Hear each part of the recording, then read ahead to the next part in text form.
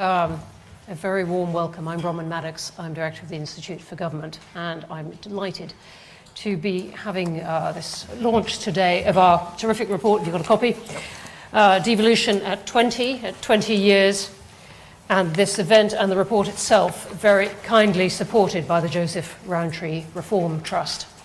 We've got a lot to talk about, so we're going to plunge straight in. But let me just say just a few things briefly about why we're doing this and a whole summer of work on devolution at 20. We've got this one. We've got Mark Drakeford speaking at 1 o'clock, I think, on 1 o'clock on Thursday. Yep. First Minister of Wales. We have had a big report already of Ministers Reflect, that is ministers working in the devolved governments. Jack has contributed to that already, text of that online. And we will be having a collection of essays called Has Devolution Worked? Due out at the end of June. And for those of you who are real groupies of all this, we had an interview with Tony Blair on this subject out last week, which will also feature in that book of essays. So a lot going on. And we're doing this because this is one of the biggest experiments that the UK has performed on itself, if you like. And we deal a lot with the international media. This really, to us, confounds the UK's international reputation, if you like, as a very conservative, traditional country bound by its history. This was something that the UK did very, very quickly and then has spent 20 years improving. It reflects a challenge that many modern democracies face, how to get people with maybe very different senses of identity to live together in one nation, and it really matters, not just for the UK, but for other countries, of whether this works. And we set out in this document to look at whether this has worked, but this one is very much driven by the data on devolution, the size, the cost of government, and what the legislation and the political makeup has looked like at that time. We're going to kick off with the home team. Aaron Chung, who's a senior researcher here, is going to start off, and then Akash Paun, a senior fellow here, is going to pick up some of the themes, and Lucy, where is Lucy? Lucy Balsamides, the third author of the report, is also here. And then we have to discuss it Jack McConnell, who was First Minister of Scotland from 2001 to 2007, who was also before that Ministers of Finance and Education. Laura McAllister, Professor Laura McAllister, Professor of Public Policy at Cardiff University, who was chair of the expert panel on the Assembly electoral reform, which is still some of it going through the Assembly, but among other things recommending bringing the voting age down to 16. And at the end, Alan Whysall, who's an honorary senior research associate at the Constitutional Unit at UCL, was formerly a senior civil servant for many years in the Northern Ireland office, and was involved in the Northern Ireland peace process for many years. He was a long-time head of the Devolution Secretariat in the Cabinet Office from 2007 to 2009, and is now setting up a think tank in Northern Ireland, and is author of a recent Constitution Unit report on the border poll. So much to talk about from many angles, but with that, let me stop. Aaron, do kick off. Thank you, Bronwyn.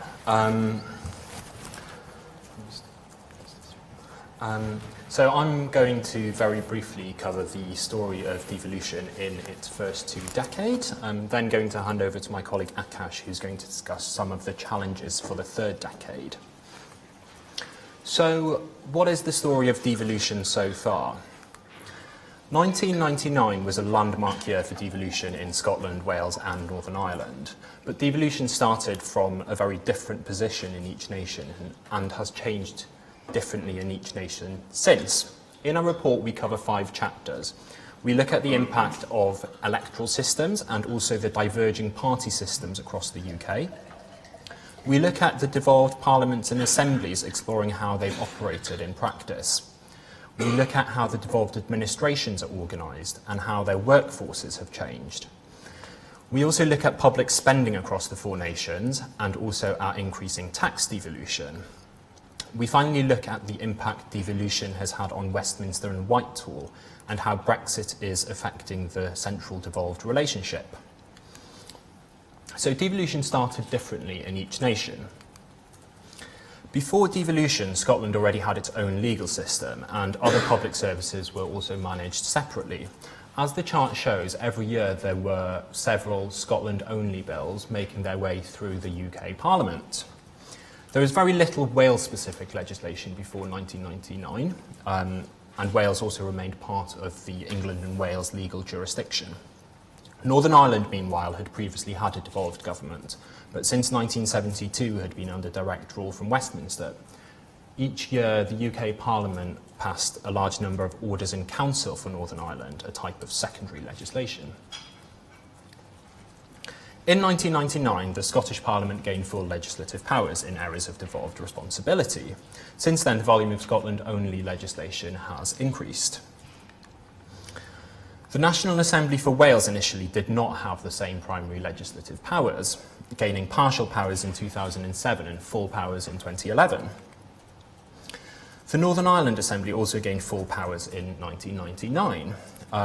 Since then, however, activity in the Assembly has been disrupted by several collapses in power sharing, as we can see on the chart, notably between 2002 and 2007, and again since 2017. During these periods, as we can see, the UK government has stepped in to legislate for Northern Ireland. Over the 2 decades of devolution, distinctive party systems have also emerged in each nation. Devolution started in an era of political alignment across Great Britain. Labour governed with a majority in Westminster and led minority or coalition governments in Scotland and Wales. In Northern Ireland, the power-sharing executive was led by the Ulster Unionist Party and the SDLP between 1999 until suspension in 2002. These two parties are considered the more moderate of the two unionist and nationalist parties, respectively. Since then, different parties have governed in each nation. In 2007, the SNP gained power in Scotland. At the same time, the power-sharing executive in Northern Ireland was restored, this time with the DUP and Sinn Féin as the largest unionist and nationalist parties. Then in 2010, the Conservatives gained power in Westminster while Labour continued to govern in Wales. So by early 2017, the 4 governments of the UK were led by 5 parties with very different and often conflicting agendas. What's also striking is that in the devolved government, coalition and minority governments have been the norm, in contrast to Westminster. Only once has a majority been achieved in a devolved election, in 2011 by the SNP in Scotland. Moving on to funding, in 1999 many aspects of the UK's pre-devolution funding arrangements were preserved. For example, the Barnett formula, first used in 1979, remained in place. This was used to fund the devolved administration's block grants. This allowed each administration to set their own spending priorities. Since 2010, we can see different trends emerging for public spending in each nation. For example, spending on health has increased most in England. Spending on education, which includes higher education in this chart, and public order and safety, which includes prisons and policing, has been more protected in Scotland. Civil service staff numbers have also changed differently for each administration. In Scotland, staff numbers have increased since 2010. In Wales, numbers are slightly down, while in Northern Ireland, numbers are down substantially, similar to the UK government. Our current working hypothesis is that the Welsh government is trying to achieve a perfect W for Wales. So in 1999, almost all taxes continue to be collected by Westminster. The main exceptions were local property taxes, council tax and business rates, amounting to about 10% of tax revenue in each nation. In contrast, local or devolved government accounted for 65% of spending in Scotland, 59% in Wales and 91% in Northern Ireland, which administers its own welfare system. So there was a significant imbalance between the devolved tax-raising powers and the devolved spending powers. Recently, this has changed somewhat. Stamp duty and landfill tax are now devolved fully in Scotland and Wales. In Scotland, income tax is also devolved, while a portion of revenues are also devolved in Wales. This makes up 21% of Scottish tax revenue and 9% of Welsh tax revenue. And there's more tax devolution to come: air passenger duty in Scotland and corporation tax in Northern Ireland. In Scotland, 50% of VAT revenue is also assigned to the Scottish budget. Tax devolution in each nation means that in future, devolved administrations will stand to gain financially if growth in their tax bases outperforms other parts of the UK, and their budgets will take a hit if their economies fall behind. So, we've seen that in the past 2 decades, the devolved settlements in each nation have continued to evolve. As we head into the 3rd decade, further change appears inevitable. The main reason for this is Brexit, which has placed considerable strain on the relationship between devolved and UK government. My colleague Akash is now going to talk through some of the main challenges for the 3rd decade.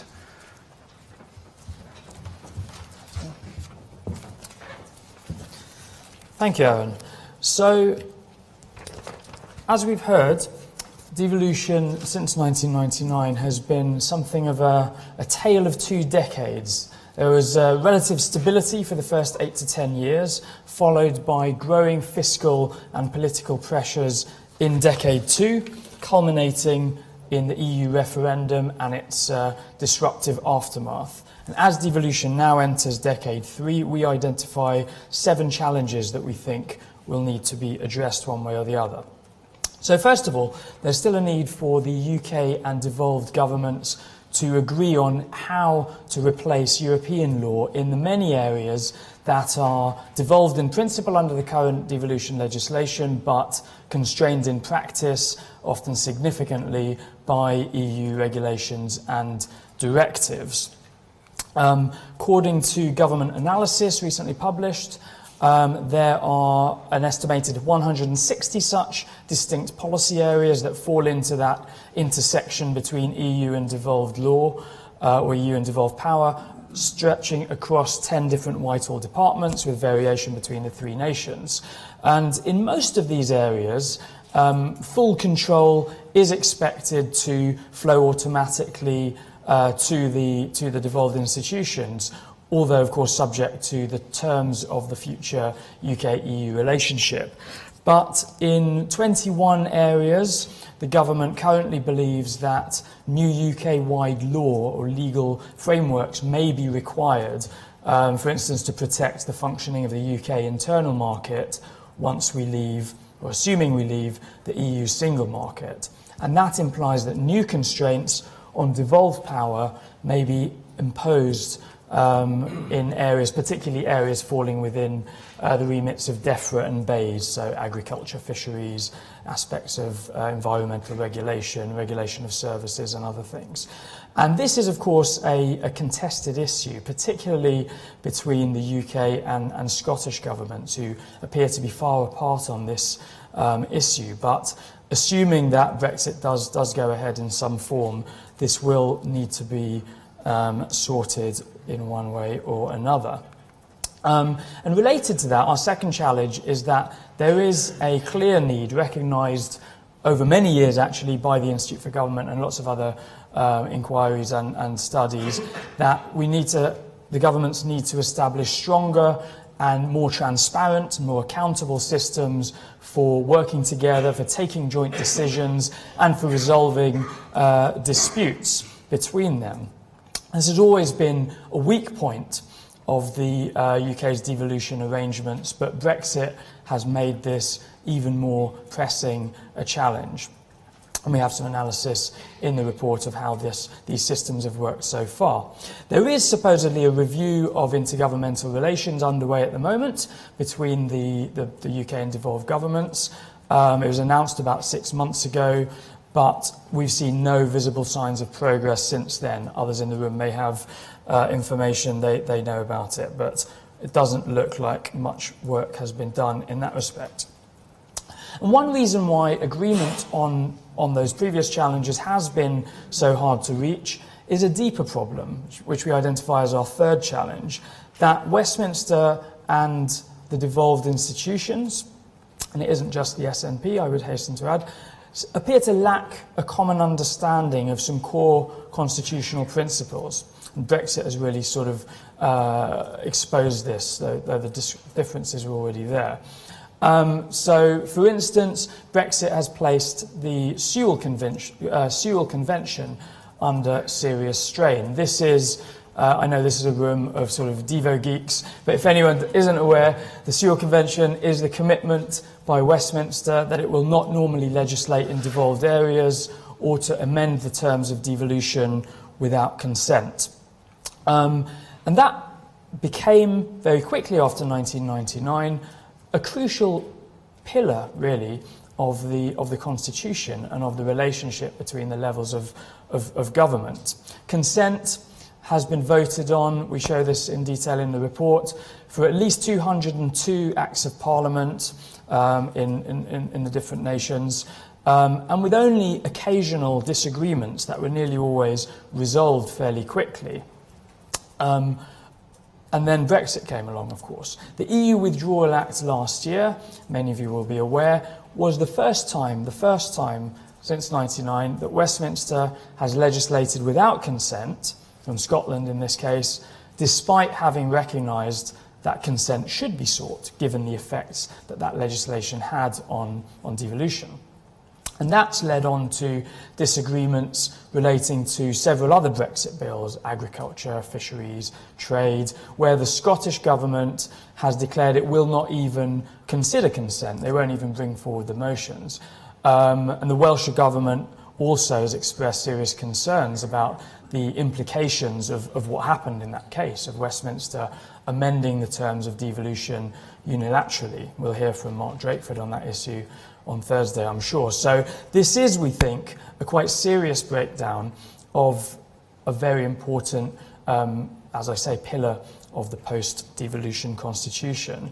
And we think there's a need to try and build a new shared understanding of how these conventions should work, but not only how Sewell itself should work, more generally whether devolution might require additional protections of some kind for the post-Brexit age. I think Lord McConnell may touch upon this issue in his remarks. Moving on to our fourth point, Aaron has already described how the systems for funding devolution have evolved since 1999, and we think we've ended up with a system that has often been reformed for quite sensible reasons, but overall it's come to lack clear principles, coherence, or indeed transparency about how certain decisions are made, such as additional funding for Northern Ireland when UK did its deal with the DUP.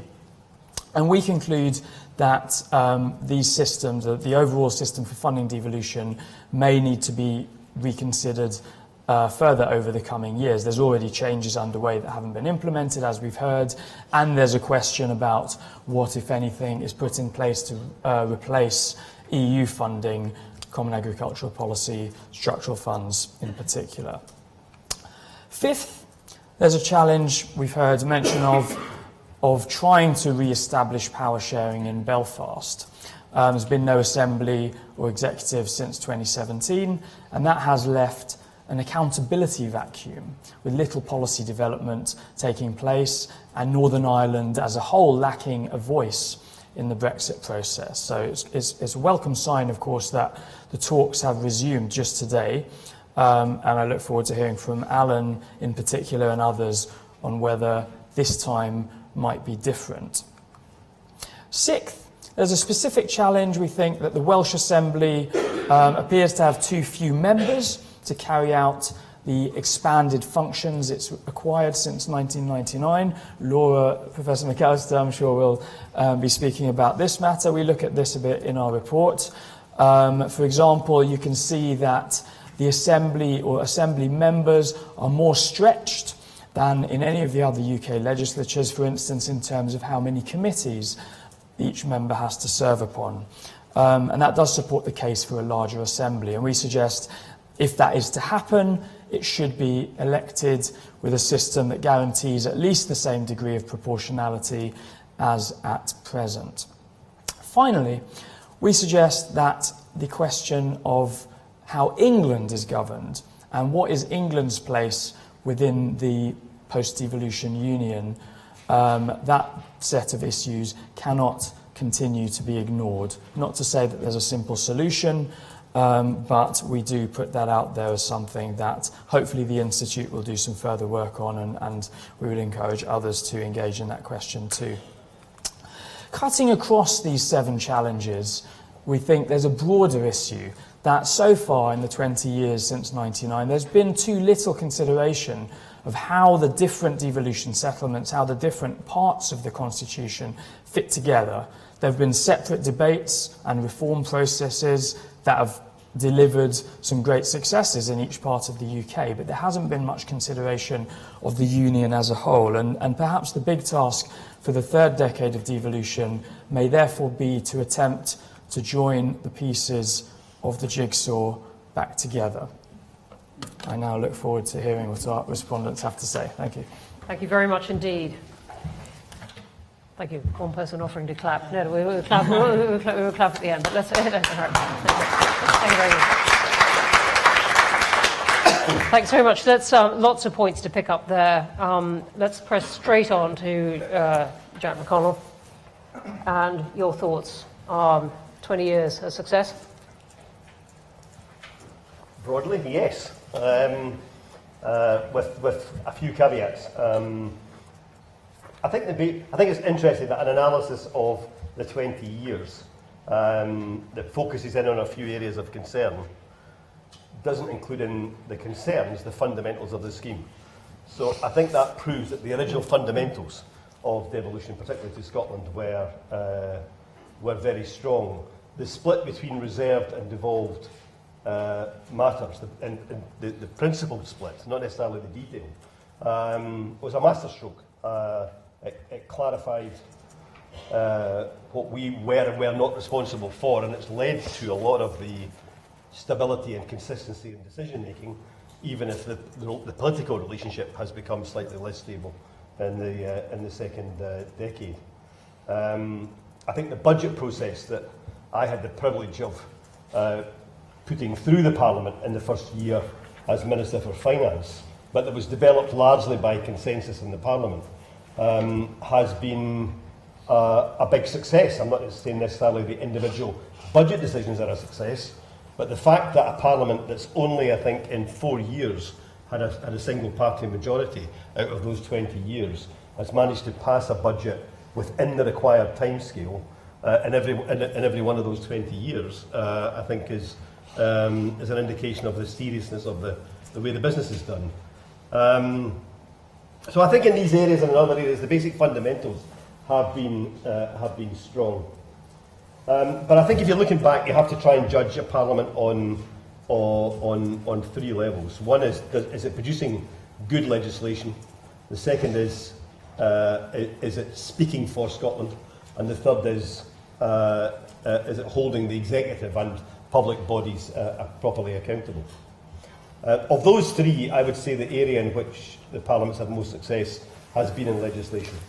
You can see from this chart, actually this chart even kind of masks to some extent the significance of the change, because the legislation that was coming for Scotland through Westminster prior to 1999 was really just 1 or 2 significant bills or acts a year. The other acts and measures were relatively minor. And the Westminster Parliament had never, for example, dealt with the whole issue of land reform in Scotland, and antiquated, out-of-date, regressive feudal system. The Scottish criminal justice system was way behind other systems in terms of reform and modernisation. And in a whole series of other areas, there were rights that were needed in Scotland that were not in place. So the power of the ability to legislate, fill the democratic gap, have a Parliament in Scotland that was legislating only for Scotland, has been considerable and has fundamentally changed Scotland over these 20 years. The fact that very few of those bills have been challenged legally, I think, again, is a testament to the strength of the decision-making process.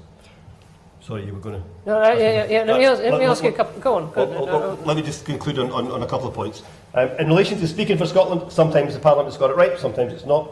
In relation to holding the executive accountable, yes, politicians and public administrators in Scotland are closer to the people, but whether the balance is right in the Parliament between the ministers the government, the executive team and the backbenchers and civic society and the public in Scotland, I think is a point that's worth discussion. The other area that I think has been highlighted here that I think is important to reflect on after 20 years is whether the UK has changed enough over that 20 years. And I think if there's unfinished business to be done, then that unfinished business is probably here rather than in Edinburgh. I don't think the UK state has changed enough to understand, deal with and reflect the post-devolution Britain that we now live in. And I think there are fundamental reforms required at the UK level if Britain and the devolved nations are to be well governed. I don't agree with the premise of Tony's interview that this should be judged on whether it saves the Union or not. This is not about saving the Union. This is about good governance for Scotland and good governance for the UK, and our judgment should be based on that, not on the politics of whether or not we've managed to shift the balance of power between political parties or political movements. Well, let me just pick you up on that before we come to Wales. Tony Blair said in this interview, look, I made a commitment to devolution in the 1997 manifesto because I thought the Union was at stake and we were going to lose Scotland to the independence movement. And look, it's been something of a success. We've still got Scotland, so therefore, big tick for devolution. Do you think that the thrust of that is right, that it's put paid to the independence movement, or do you think this is just a stepping stone on the way to independence? Well, I think the fundamental premise is wrong. I think there were always two strong views in the Labour Party. There were those who saw devolution for Scotland as a sort of tactical response to nationalism and the level of support at different times for independence. And there were those who believed in it in principle. And I was very much in that second camp. I thought there was a democratic deficit in Scotland. There was a gap. We had a separate legislative system in Scotland, and yet we didn't have a legislator to govern that was directly elected, and we needed to fill that gap. And the added benefits of having a parliament and a First Minister where you could also speak for Scotland and make good decisions that improve the country. But I don't think we should measure devolution on whether or not it deals with independence. I think whether Scotland becomes independent will be a political debate on and on and on. At the moment, I think it's very complicated for those who support independence because of the implications of Brexit and England effectively leaving the European Union. We could talk about that. Okay, if you like, yeah. but I I'm going to pick that up after. The prospects, yeah. I think. All right, let's move on to Wales. Laura, 20 years. What do we make of it? Well, I think the first obvious thing to say is that Wales is very different to Scotland. I mean, talking about devolution in itself is problematic because the nations are so fundamentally different. The models of devolution are so fundamentally different. And in the case of Wales, we had no real warm-up for the advent of the National Assembly, and almost like an athlete going out onto the track, not having warmed up. You're probably going to sprain a few muscles over the first couple of years. And that's happened in Wales, make no mistake about that. But having said all of that, let me add one more contextual factor. Wales is very different in it has a hugely immature media. It has a quarter of its population from over the border in England. No conversation about the governance of Wales prior to the late 1990s of any note. Therefore, a model of devolution lands in our lap. The Assembly is set up. A fundamentally flawed model of devolution, as you two have outlined, a model of executive devolution with no distinction between the executive and the legislature, ministers sitting on scrutiny committees, ridiculous constitutional principles in operation here. At least Scotland had a workable model of devolution. So contextually, it's taken us the best part of the last 2 decades to get a model that is now probably just about fit for purpose to be called a parliament, which, as you probably know, is part of a piece of legislation going through around name change. So all of that is the background. Has it been successful? Well, I guess the best way of judging that is to say what might have happened had those 6,721 votes gone a different way in the 97 referendum. It was incredibly clear. It was 50.3%. Exactly.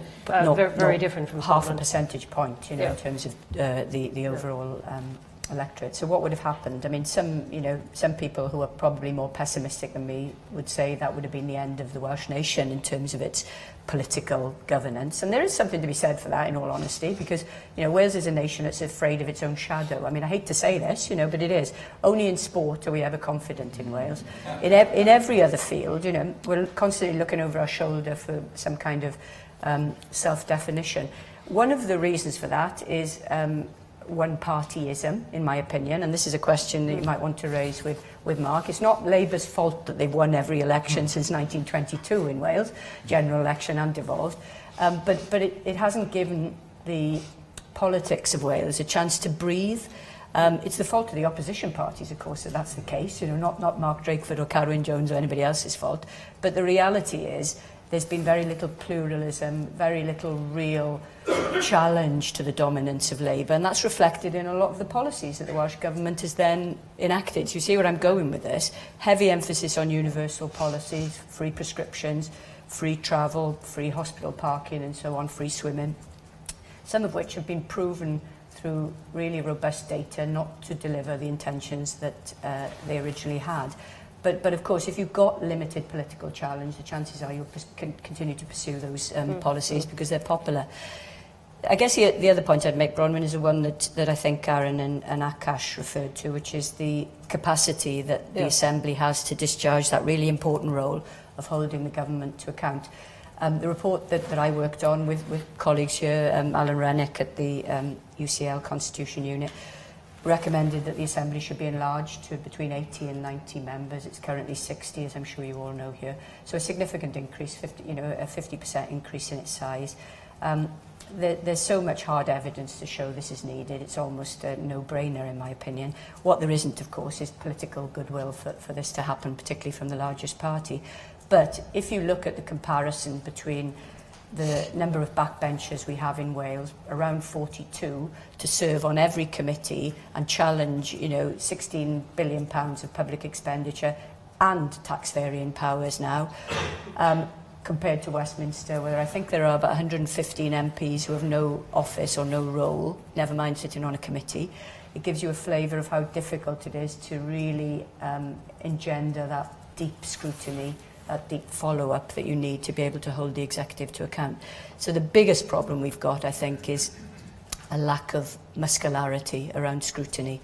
And that, of course, has an effect on public opinion in terms of what's going on and what policies come out of government as well. Let me just ask you one follow-up. As you've taken us to that point, is there enough political expertise to fill all those places? I was in Wales a week ago and discussing all this with quite a lot of people who said, well, we're getting very inexperienced politicians who've just been on councils and things because we don't have a great history of the Assembly. Yeah, I hear that argument a lot, and we heard it a lot when we were taking evidence in our expert panel. But there's no reason. This is down to parties as gatekeepers, effectively.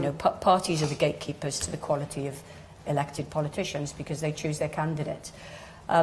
Interestingly, and it's not a non sequitur, it is related. With our recommendation for changing the electoral system to a much more proportional system, not just as proportional, more proportional. In fact, we were recommending STV as our first choice in constituencies of between 4 and 6 members, and flexible list as our second choice. But we also built in gender quotas. And this is quite important because Wales has led on gender. Forget all that, 47% female, has been 51% female. If you're going to sustain that, then I think you need to have prescriptive legislative quotas. That is a way of improving standards, without a doubt. Colleagues here, them, Sarah Childs and Rosie Campbell, have shown how some of the work around diversity can improve calibre as well. It can't improve experience necessarily, but experience comes with being in office too. And I don't really buy the fact that the politicians that we have in the Assembly are necessarily less able or experienced than they are certainly in Northern Ireland or Scotland. I think, the less experienced ones are better hidden in the House of Commons, let's say.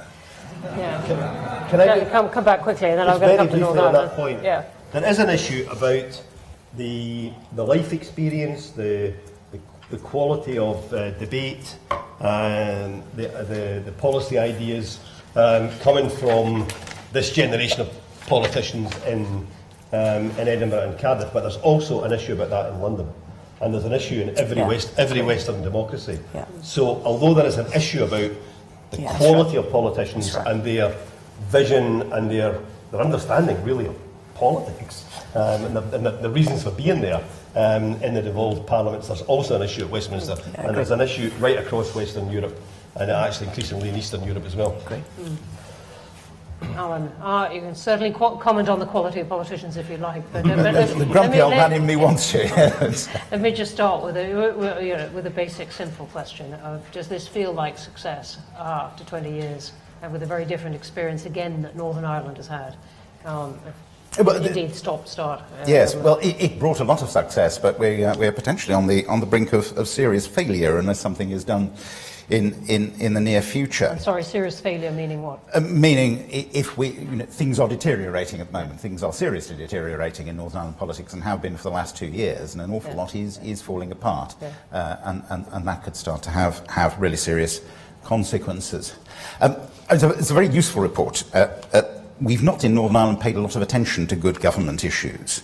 It is actually a good government issue that the executive fell on, the renewable heat incentive, which raised serious questions about competence, official competence, ministerial competence, and a whiff of corruption, nothing actually borne out so far, but around that. And if we're to get devolution back and stable, I think there needs to be serious attention to doing government better. But the pressing issue is getting devolution back.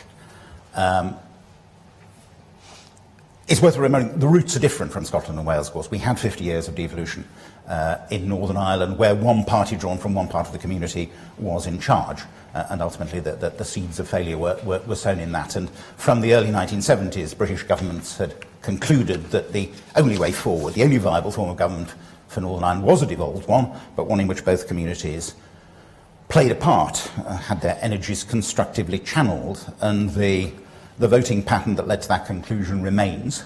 That analysis remains right. It's reflected in the Good Friday Agreement devolution institutions. And they were primarily designed to get people working together rather than bring about efficient government. So we have a system of mandatory coalition, which is effectively a selection of ministers by an algorithm. And that was the right priority at the time, unquestionably. It seemed marvellous to many of us once devolution had got back up and running in 2007, how effectively it was working together. There's Martin McGuinness and Ian Paisley on the wall over there, the former Chief of Staff of the IRA and the old firebrand of the Democratic Unionist Party, who developed a very effective working relationship and indeed a personal relationship that went on to Dr. Paisley's death. And that was remarkable, and that was transformative of society. So whatever the failings of devolution, that is really important. And yet the institutions collapsed a few years later. There were really serious rising tensions between the DUP and Sinn Féin. It started with the flags issue in 2012. To the point that devolution seemed to be in danger in 2014, 2015, the British and Irish governments came back into the fray and patched things up. And the executive's performance was in some ways mixed. The way it was constituted meant it started with no sense of common purpose. It didn't effectively face up to all the serious economic and social problems we have. The politics, the media dialogue, to some extent had not moved on from the old issues to face the future. And the nature of the institutions was such that it's much easier to block things than get things moving. So, for example, the petition of concern procedure that the report talks about, which turned into effectively a pocket veto for the DUP when it achieved a certain size, and is the reason, for example, that we don't have legislation on equal marriage in Northern Ireland. So devolution had limited concrete achievements in Northern Ireland. The fact that it was there was enormously important, and that's why it's enormously important to bring it back. But in delivery, it had challenges. There was still a lot of commitment to keep it going. There was nothing inevitable about the way it collapsed. It collapsed to some degree because of political mismanagement internally. It might have survived if the British government, with the Irish government, had been able to do the sort of political brokerage that it had done in the past. But London had started to take its eye off the ball in Northern Ireland, really. After 2010, we saw much less of prime ministers. And latterly, of course, it became fixated on Brexit, and that caused inevitable tensions with the Irish government as well. But as I was saying, I can't emphasise how far, since the collapse, things really got worse in Northern Ireland. While they were working in government together, the parties hesitated about attacking each other. Now they do really little else, and the rhetoric is increasingly that of 20 and 30 years ago, and the spirit of making the institutions work, which was painfully developed over 20 years, is to some degree falling apart, I think. There have been serious tensions over policing, and in some ways the development of consensus over policing was the most remarkable achievement of the Good Friday Agreement. Increasingly, nationalism has turned away from Stormont and is looking to the prospects of Irish unification through a border poll, for which there is a statutory trigger. If it appears to the Secretary of State there's a majority for a united Ireland, which plausibly you can't say yet, but it may not be far away, then there has to be a poll. Some people in the DUP seemed more concerned with Westminster than getting Stormont back up and running. And we have the extraordinary position of government really being in the hands of civil servants, there being no government for 2 years. And London, as I say, had lost the focus. I mean, it's not unusual in issues at Westminster that Brexit has sucked the life out of it, but this is not one that can be put on the shelf in the hope that you can come back to it in a few years' time, because things potentially getting seriously worse. So I do think it's imperative that we get devolved government back. There isn't another architecture that will meet the needs of Northern Ireland at the moment. The traditional default of direct rule is now highly problematic because of the mistrust of the British government, the fact that it is dependent on unionist votes at Westminster. Will the talks that have started today bring it back? Well, the wisdom of the commentators have been that nothing could be achieved really until the report of the inquiry into RHI and the resolution of Brexit, ho-ho. It's hoped that the RHI inquiry will report before the summer. Big names potentially on the line there, because Arlene Foster was the minister responsible, for example, for the introduction, for that area at the time of the introduction of the RHI scheme. Brexit is key. It's difficult to say that it was a big factor in the collapse of the executive, though there are tensions there, but it is now a really major irritant. There are two things that might give things a fairer wind. One, tragically, is the murder of a journalist, Lyra McKee, in Derry a couple of weeks ago. And there is a real fear around that about the revival of paramilitarism, because traditionally in Northern Ireland, the paramilitaries have thriven in a political vacuum, and a political vacuum is not to a large degree we have. The local government elections give some grounds as well for thinking that there might be a new spirit, because the centre ground parties, particularly the Alliance Party, the Green Party, succeeded beyond their own wildest expectations in those elections, and that gives ground for thinking that the electorate is changing, with younger people coming through. The old sectarian division may be losing some of its grip. Then in truth, the bigger parties were not significantly shaken.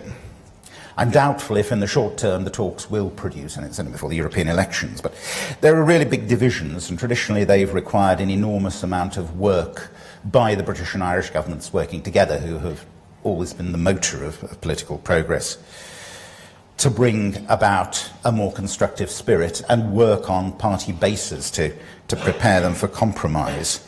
And then traditionally we had an agreement in a country house somewhere. And none of that work has really been done.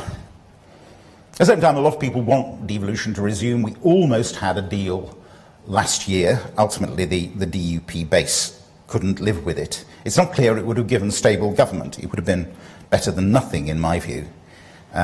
But we really need to rebuild and to address the issues that meant that devolution did underperform before. I think that also requires a lot of work from civil society in Northern Ireland, which has been particularly quiescent. It has wanted to keep its head down for fear of offending devolved politicians, which may be a problem with devolved settlements generally. They loom large in the lives, particularly of business, and that leads people to bite their tongues at times.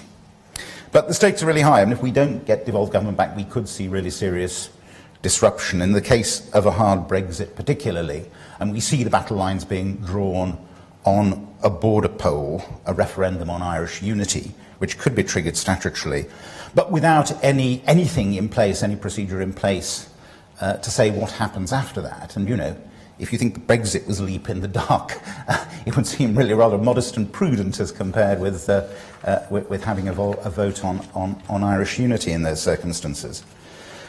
So really the Good Friday Agreement settle is all we've got, and we've got to make it work, but that requires a lot of work, and much of that work, I think, in London.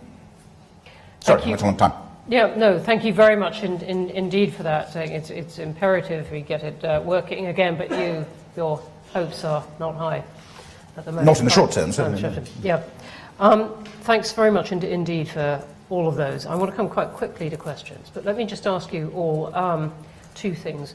And one Alan's just brought us to, which is the point of what Brexit is doing to all this. So if you had as what Akash also is working quite a bit on, if you had a wish for what happens to the devolution framework as a result of Brexit, what would it be? Well, the internal arrangements of the UK. Yeah, I mean, in a very much a similar way to the way in which the negotiations with the EU were very badly handled for the first 12 months or so. Following the referendum, the discussions with the devolved governments were similarly very badly handled for the first 12 months or so. David Lidington, again, has made a difference in terms of just improving the dialogue and trying to get a more positive framework in place. But the government's not yet going nearly far enough.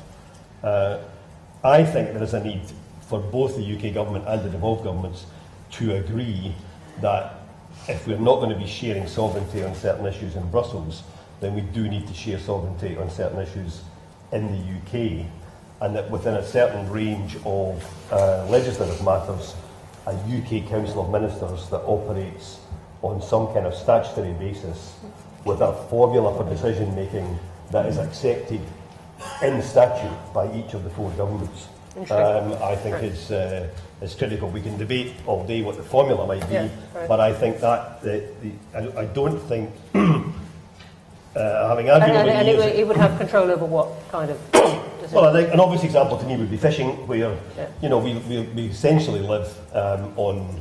I've written down next to your name. Whose fish are they? Yeah, an island and a bit, and I mean, it seems to me that having a council of ministers on fisheries, for example, with a UK-wide scheme, common fisheries policy, which has, and I don't know how you would do it, whether you would have one vote for each of the ministers. That might be problematic. You might have to, in some areas, have 2 votes for the minister representing England because they've got a bigger population or something like that. But you have to operate in some way, either on a position that every decision is unanimous, or that there is a formula for a majority, and that everybody then accepts that. But I don't think you can have a situation where areas where sovereignty was shared in the past in Brussels can just become the diktat of one of the governments of the UK. Just two quick points from me. I mean, I agree with all Jack's saying there. I think what will destroy the union, if that's important to people, is unionism rather than nationalism. I think if you have a kind of English-based commitment to unionism without understanding how better, fairer relationships can be engendered across the UK, then that's more of a risk to the union than any nationalist party can ever bring, in my opinion. So anything that is intergovernmental, but also interparliamentary, because I think that's been quite a poorly explored area. The power of interparliamentary relations in a new UK, possibly outside the European Union, is really very, very fundamental. The other point is back to proportionality and the way in which parties and voices are heard. I think what we've seen during the kind of Brexit mess is, and the local elections in England showed this last week, a kind of rejection of the big parties and their dominance over politics generally. So I think that without a shadow of a doubt, whatever happens, the electoral system has to change at Westminster level. I think it's inconceivable that we can continue with a first-past-the-post system that doesn't reflect the new map, electoral and political choices across the United Kingdom. And therein, lessons can be learned from the devolved parliaments too. Really interesting. Akash, quickly, I mean, your thoughts on both Jack's Council of Ministers and end of first-past-the-post? Yes, well, on this idea of moving beyond the sort of traditional binary division of what is reserved and what is devolved that Jack referred to, and towards something more like a federal system where there are functions that, without the EU framework, the UK and devolved levels have to, in some way, formally share sovereignty. I mean, I think there's a growing debate about that. I mean, I think ideas of how a council of ministers have been floated by the Welsh government in particular. I don't think anyone's quite come up with a model of decision making. Interested to hear Jack's thoughts just then, but a model that would work for the distinctive circumstances of the UK. But I absolutely think that's a debate that should now be had. And let me just ask the three of you one other thing briefly, which we talk about a lot here. You could argue, as you have, and many have, that devolution's been a great success for respecting the identity of people and the different nations and strengthening that and giving them a sense of running their own nation. It's been very good democratically, if you like. But it has not escaped notice, particularly from the press, and even though you say the immature Welsh press has been pretty loud on this, the poor quality of public services in the devolved nations compared to England, beyond a point. So I think the press would have it that can be explained by lack of money. I mean, all parts of the UK were benefiting from the Gordon Brown splurge of money in public services at one point, and all were affected by then the financial crisis and austerity that followed. And so I'd like to ask you, should the success of devolution be judged partly by the quality of public services that the elected governments have produced? I think the success of the elected governments of Scotland and Wales should be judged on the improvements in quality of service. Or lack of improvement. Or lack of improvement. Or lack. And it has been a shocker in many cases. It's also been significant improvements in other cases. As you would get with any government at any level. So I don't think the quality of public services is an appropriate judgment for the system of democracy for Scotland.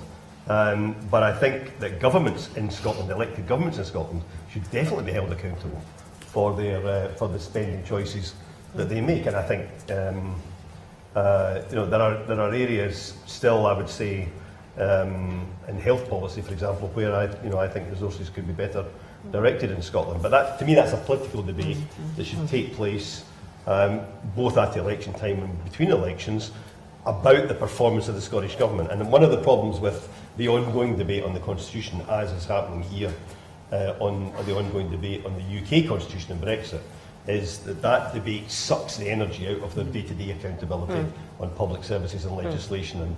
And for the foreseeable future, in both the Scottish constitutional debate and the UK constitutional debate, I'm not optimistic that we'll get back to proper public debate on public services. Alan. I think devolution does have to be judged on questions about public service, and I think it is being by the public in Northern Ireland.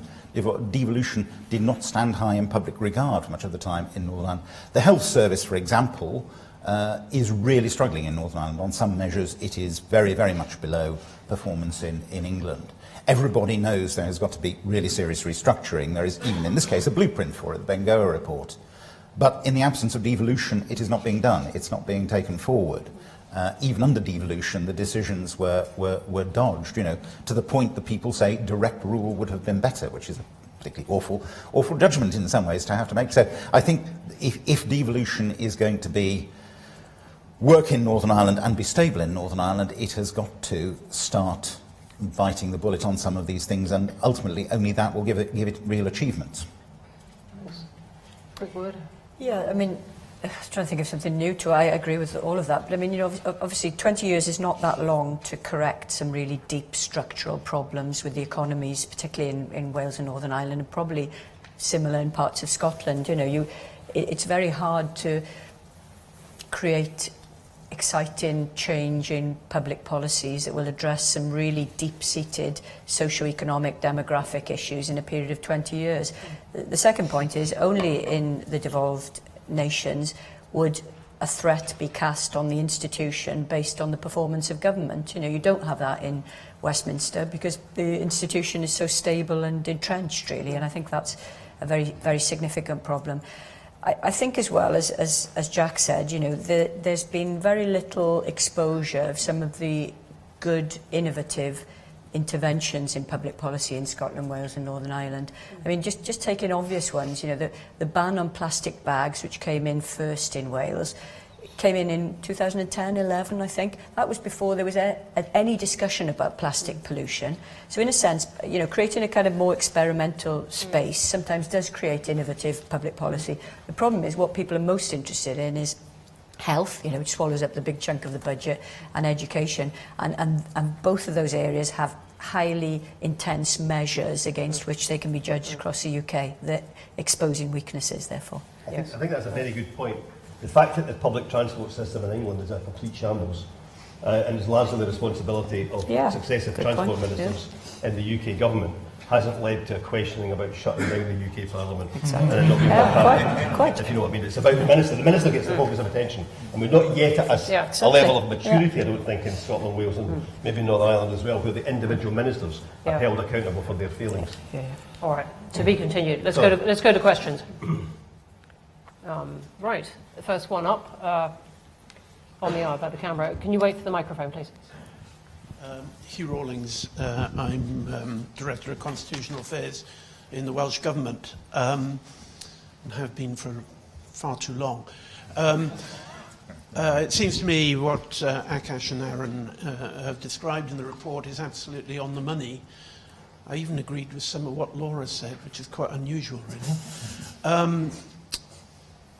The question that struck me about this, though, you're talking about a challenge, the need to agree constitutional principles. First point is that the concept of the UK is still contested. It's very interesting that no one has mentioned the recent political developments in Scotland about the prospect of another independence referendum. So how can we agree about constitutional principles if we don't know what the state is going to be? But secondly, the question I would ask is, who is going to be agreeing these new constitutional principles? Because one of the major lessons that I have learned for myself over the last 20 years is the almost complete inability, and I don't wish to offend any UK government colleagues here, but the almost complete inability of the UK government to think about big picture constitutional issues. Certainly nothing happened in 1997 to 99 which was in any way based on a conception of the UK going forward. I see no likelihood, certainly in the present government, and you know, when we talk about getting Brexit done, well, we all know that even if we got the current stage of Brexit through, it's going to absorb the next 5 years of energy. There is no capacity in the UK government to think big picture constitutionalism, and therefore I'm not clear who is going to be agreeing the constitutional principles for which you are very rightly arguing. All right, thanks very much. Let me take another one at the same time, just behind.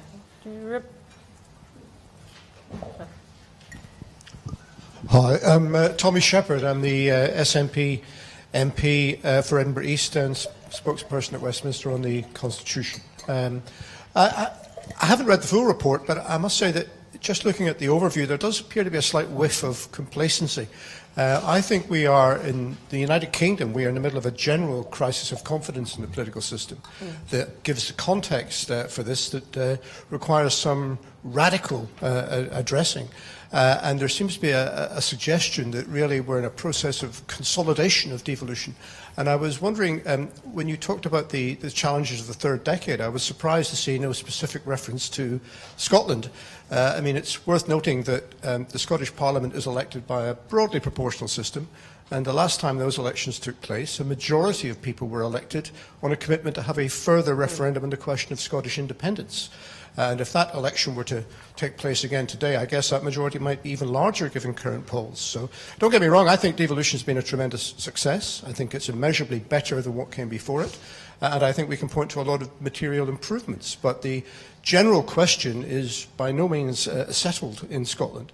And I wonder, and I think the problem is that as well as giving people powers, devolution also does show into sharp relief the powers you don't have. And I think that process has been rather turbocharged by the Brexit debate. So given that the Sunday Times on this Sunday in Scotland actually published an opinion poll that said that 50% of people believe that devolution has made Scottish independence more likely, and a clear majority of people in that poll, whether they agree or disagree with independence, think it is inevitable. Would the panel agree that perhaps that is the case and that devolution is just a stage on the inevitable process of political autonomy coming back to Scotland? Thank you. Let's take those two together, and they sit very well together. Jack, those roads go immediately to you.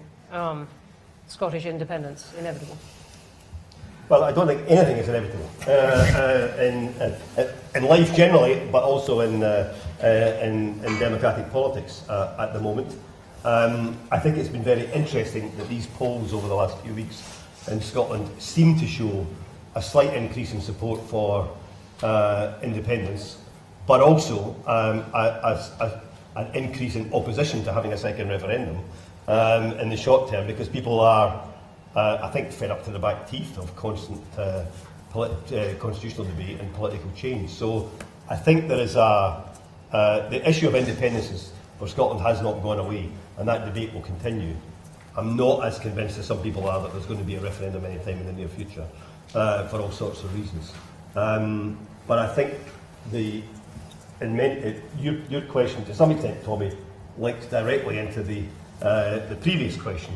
To me, if Brexit is to happen, it was a massive opportunity to think about the big picture about the UK at that stage, almost 20 years on, from the big constitutional changes of 98, 99, which weren't just about devolution, but they were probably the most dramatic. And I think that's many depressing, demoralising things about the political debate over the last 3 years. But to me, that's been one of them, that this opportunity, I think, probably now has been missed. I think it would have been possible to have, following the referendum in 2016, to think radically differently about how the UK government itself is structured. I think it's a nonsense that there are still territorial secretaries of state in the UK cabinet 20 years after devolution. The opportunity to create a senior minister on the level of the Home Secretary, the Foreign Secretary and the Chancellor, who is responsible for the diversity of the United Kingdom, for the devolved nations, and for perhaps the local government in England and perhaps some other issues of that sort as well.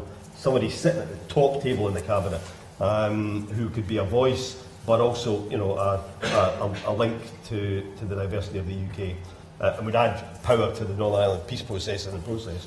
I think it was missed. A whole bundle of other councillors and ministers and so on could have been thought about. A reinvigoration of the civil service rather than demeaning of it, which I think is what's happened in the last 3 years. All of these issues could have been tackled. And I just hope that out of these ashes that I live in down the road there every week, and I despair as I travel down from Scotland, that at some point in the next year or two, somebody somewhere is going to grasp this from one of the parties and actually create the big debate that's necessary. I've become increasingly supportive of the idea of a constitutional convention in the UK because I don't see the political parties grasping this. But if a convention's going to make a difference, as it did in Scotland, it has to have some sort of legitimacy. And people forget the Scottish Convention was not a collection of civic organisations. It was a representative of every local authority in Scotland, a representative of all the elected members of Parliament and European Parliament in Scotland, and so on. And I think that gave it an authority and a weight. And I think something similar in the UK that could debate these big issues is now, in my view, desperately needed and long overdue.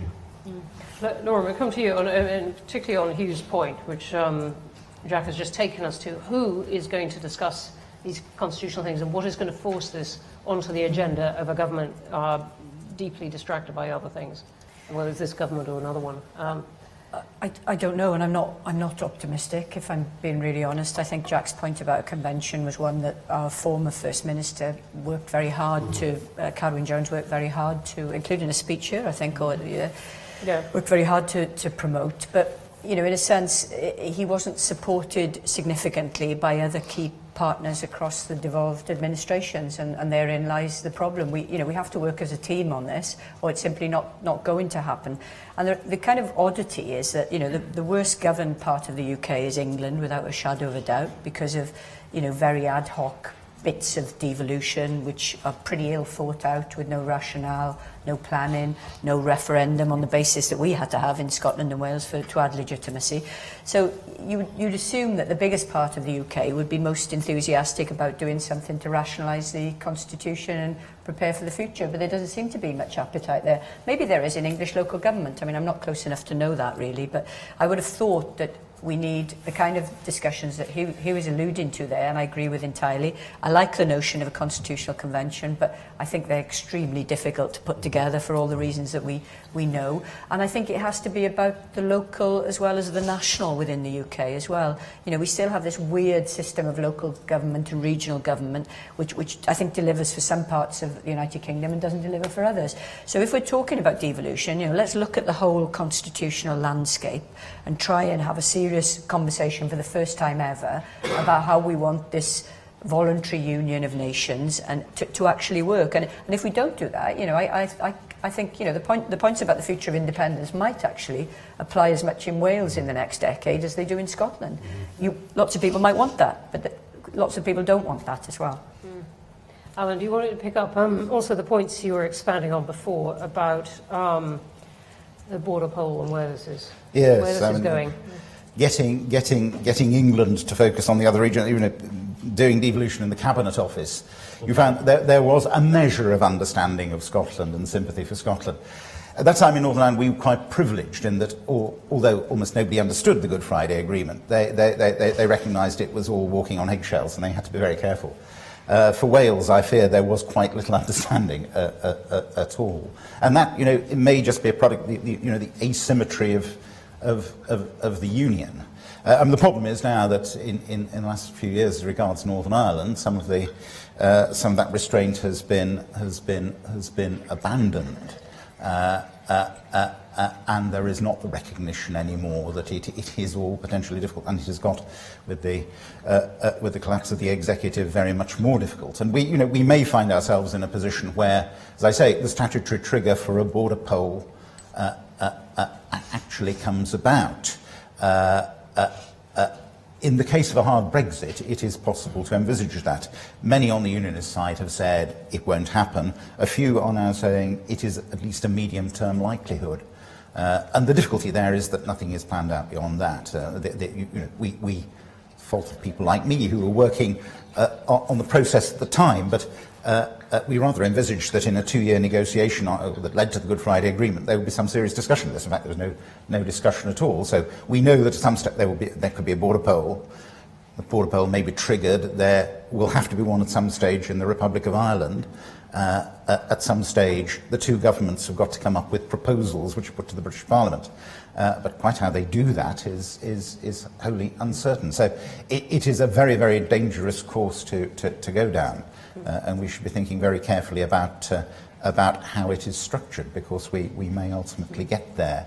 But little understanding, I fear, in London at the moment. That's an excellent point about how little has been thought out about what after a border poll. But the force of these two questions, it seems to me, is that it is potentially a crisis for the Union in Scotland and Northern Ireland that forces this onto the agenda of Westminster. And potentially nothing short of a crisis. Yes, we'll get it there, yes. Yeah. Akash, just briefly, whiff of complacency. Glorious next 20 years of devolution without paying enough attention to the political crisis that we're in at the moment. Well, I'm not sure if I'd quite agree with that assessment. I mean, obviously interested to hear your thoughts if you do get a chance to read the whole report. I mean, what I'd say on the particular point you raise, I mean, we make this case as Hugh was just flagging this issue, that there does need to be consideration of what are the core principles that govern the relationship between the nations and institutions. the UK. And we talked in particular about the Sewell Convention as the specific issue that has arisen. But I do think there's a deeper question about recognising, as Laura's just said actually, that the UK is not a decentralised unitary state. It is a union of nations, a voluntary union of nations. That implies ultimately a right of self-determination. That's not to say we're sort of recommending India F2 should be held anytime soon, but I think that question of what does it mean to have a union of four nations that have the right to determine the form of government best suited to their needs, which was the wording of the claim of rights on which Scottish devolution was founded. I think we do need to think about what that means in practice, and indeed for England as well, because I would agree with some of what Laura said about the mess of devolution arrangements within England not really being a sort of sustainable settlement, and we identified that that's something else that certainly needs to be considered. Okay, great. We're stopping at 15:15. We can squeeze in one, maybe two more questions, which is a peg for people's last thoughts. Does anyone want to stick their hand up for this? Right here in the front. It's a very brief. It's a very brief. So, Diane Hopkin, in another capacity, I advise First Minister on how to commemorate the First World War, which is now coming to an end, I think. But it's beginning elsewhere. Can I just raise a question? I think the very use of the word nation here and devolution, I think, is something which we ought to reflect on at least, because definition of nation does vary very considerably. And I'm thinking specifically in Wales, where there will be two definitions of what being Welsh is, one being non-Welsh speaking, the other being Welsh speaking. And those cultural issues do cut across a lot of the politics. And I think the same might be said elsewhere. The complication is, we talk about devolution as though there's homogeneous units that you're dealing with, and they are not. And that actually is why there are trajectories of expectation which are different in different parts, specifically in Northern Ireland, of course, but also increasingly in Wales too. And I just don't know whether Laura agrees with that. Laura, we'll come to you, and then I'm just going to ask everyone for their quick last thoughts. I don't agree entirely, but I know what you're alluding to. I think probably the lack of state apparatus in Wales has made Wales a much more disintegrated, differentiated nation than it should be at this point in time. Just taking transport infrastructure across the country. So clearly there are very different understandings of nationhood and what comes with it across Wales. But I think the kind of enduring understanding of what Wales's history is as a nation is still very clear in most parts of Wales. But unfortunately that isn't very well reflected back to the people of Wales through our media, which is where we started with all of this. Jack or Alan, does that prompt any riposte from you? I think identity is really important in all of this, and it's as you said at the very beginning, it's important all over the world now. Almost every conflict in the world today has a majority and a minority inside a national border fighting with each other, on the basis of history, discrimination, inequality, identity, cultural, religious identity. The UK's devolution is used in an awful lot of these places as part of the peace negotiations, to try and convince people there are better ways of governing a country, and that it can be achieved peacefully rather than through violence. And we should be proud of that. So whatever ups and downs there's been in devolution over the last 20 years, and whatever challenges there might be for the next decade, we created peaceful, radical, democratic change in this country, and we did it relatively successfully, and we're admired throughout the world for that.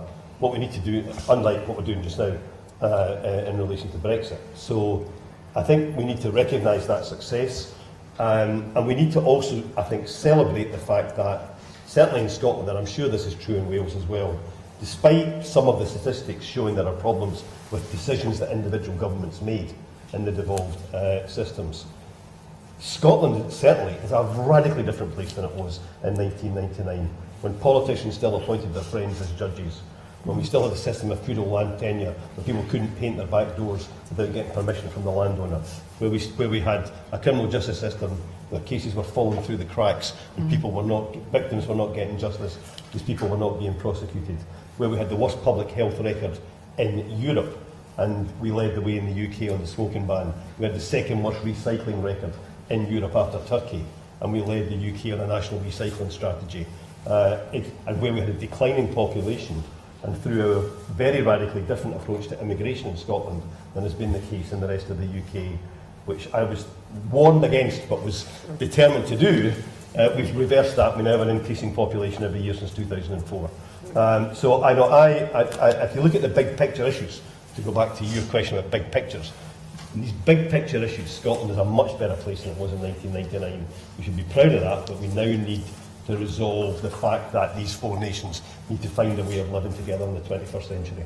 Of course, contested identities were at the heart of the problem in Northern Ireland, and for a time we were dealing with it rather effectively, I think. The Good Friday Agreement established the right to consider yourself British or Irish or both, and we were beginning to transcend the old 19th century nation-state model and find ways of working. Borders ceased to matter very much.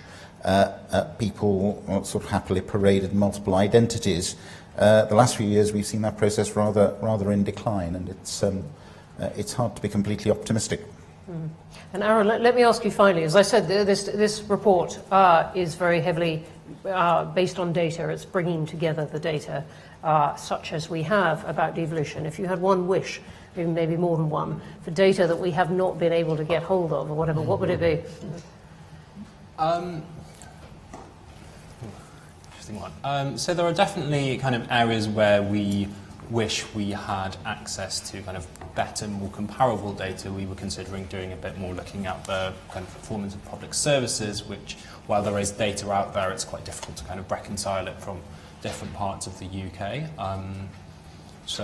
And I think the other thing we were planning to look at, but it was quite difficult to get a hold of kind of comparable numbers, was the kind of backgrounds of elected representatives in each nation and the kind of what type of person becomes a politician in Scotland, Wales and Northern Ireland, whether it's created a new type of politician or whether kind of it's the same mould as Westminster. Right, that, and some of the cost details. Of how much it costs to run the assemblies in Parliament. Anyway, to be continued. Thank you all for coming, for terrific questions. Can you join me in thanking the panel?